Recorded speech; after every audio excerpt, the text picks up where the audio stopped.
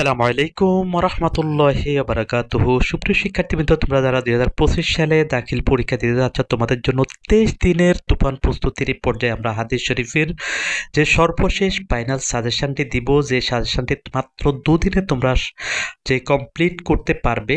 তো বহু নির্বাচনী প্রশ্ন এবং রচনামূলক প্রশ্নে তোমরা ইনশাল্লাহ 100% এখান থেকে তোমরা কমন পাবে।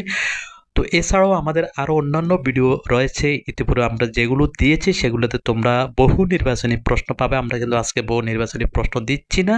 তো বহু নির্বাচনী প্রশ্নের জন্য আমাদের ভিডিও ডেসক্রিপশানে অন্যান্য যে ভিডিওগুলো লিঙ্ক দিব, সেগুলো তোমরা দেখে নিতে পারো। সেখানে তোমরা যে বহু নির্বাচনী প্রশ্ন পেয়ে যাবে। তো গুরুত্বপূর্ণ হাদিস মূল বইয়ের হাদিস নাম্বার 3, 5, 12, 13, 16, 19, 34, 40, 42, 43, 45, 50, 51, 55, 60, 68, 73, 76, 78, 79, 93, 95, 96, 98, 100, 101, 101, 111, 125, 128, 132, 138, 139, 153, 173, 157, 197, 198, 204, 205, 206, 211, 213, 216, 220, 221, 222, 224, 226, 229, 244, 246, 279, 280, 296,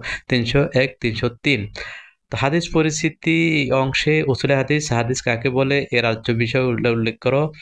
এরপরে হাদিস, সুন্নাহ ও আসার সংজ্ঞা, আজিজ, গরিব, মাশহুর, মুনকাতির, হাদিসের সংজ্ঞা, সনদের ভিত্তিতে হাদিসের প্রকারে বিস্তারিত আলোচনা করো।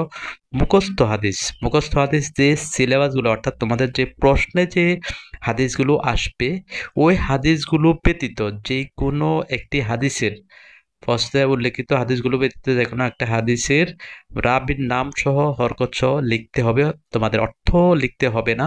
তো হাদিস নম্বর 7, 20, 26 এই 3টি হাদিস থেকে তোমরা অবশ্যই একটি কিন্তু কমন পেয়ে যাবে। তো সুপ্রিয় শিক্ষার্থীরা, তোমরা যারা দাখিল 2025 পরীক্ষা দিচ্ছ, আমাদের ভিডিওগুলো যদি ভালো লাগে তোমরা অবশ্যই লাইক দিবে এবং বেশি করে শেয়ার করে দিবে তোমাদের বিভিন্ন সোশ্যাল মিডিয়া, এবং তোমাদের সাথী ভাইদেরকেও আমাদের ভিডিওগুলো দেখার সুযোগ করে দিবে, তারা যেন এটার থেকে উপকৃত হয়। ইনশাল্লাহ এই সাজেশনটি ফলো করলে তোমরা 80+ প্রায় 80 নাম্বারের উপরে তোমরা তুলতে পারবে ইনশাল্লাহ, এই আশাবাদ আমি ব্যক্ত করছি। আসসালামু আলাইকুম।